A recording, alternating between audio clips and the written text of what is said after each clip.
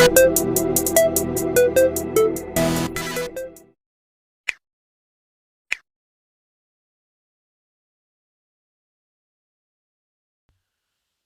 health is often an illness that gets overlooked. A lot of people are too concerned with this get over it attitude, or this blasé stop over exaggerating it attitude. And the fact of the matter is, some people actually have a low threshold when it comes to their mental state. They just can't cope. It doesn't mean they're weak, or it doesn't mean they're less of a person than other people. We've seen it in the case of Richard Orioga, where he seemingly disappeared one night from the property in Ladbroke Grove and ended up in a pond in Epping Forest. When you're suffering a crisis of a bad mental state, the smallest crap implodes, and it's dangerous because you have no idea what you are doing or who you even are anymore. Now, if you did a survey and you asked people who they love most in the world, the majority of the people would say their mother. So imagine the blame and grief and guilt Leroy Panton must feel after it emerged he strangled his own mum during a mental breakdown. Again, this is a 40-year-old person who strangled his own mother and then put her in a bath after he had killed her, all because he suffered a mental breakdown. Now, this murder was not a quick death. It was painful and prolonged, and that's a horrible thing to say, but it's true. The court heard 40-year-old Leroy Panton had killed his mother in a violent attack at their home in Levenshulme as she fought for her life. Now, to be fair to Leroy, he is a victim of his circumstances too. The courts found out that the 40-year-old son had been suffering from undiagnosed and untreated mental health problems and had experienced severe depressive episodes at the time of killing his mom, and it's most likely aided with the fact that we were in lockdown.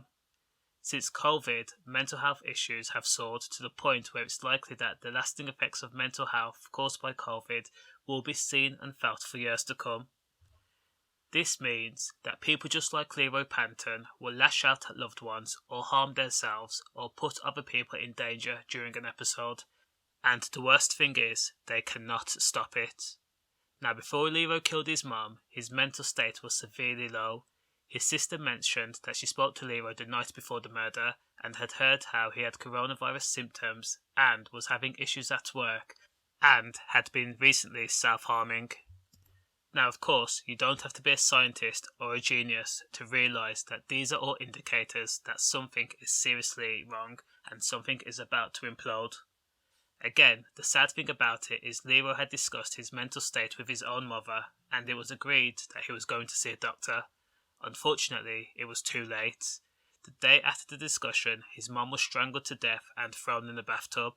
Her body was not discovered until May 7th at approximately 8 p.m. 2 days after the discovery of his mom, Leroy was found sitting on a bench, staring, in a state that can only be described as disturbed. Records indicate he was staring into space. Now, I just want to make clear that this guy was not a monster. He was a victim of his circumstances. He had an undiagnosed mental health problems.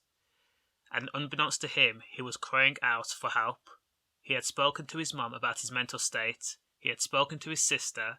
He had also contacted his work colleagues. And he even spoke to his cousin to describe his depressive episodes. For the crimes of strangling his mum and putting her in a bathtub, 40-year-old Leroy Panton was convicted of manslaughter and sentenced to 6 years in prison. The good thing about it is, if there is a silver lining, is that his family have still stuck by him. Now, again, now that he has received treatment, it is only now that the sheer comprehension of what he has done has hit him full force.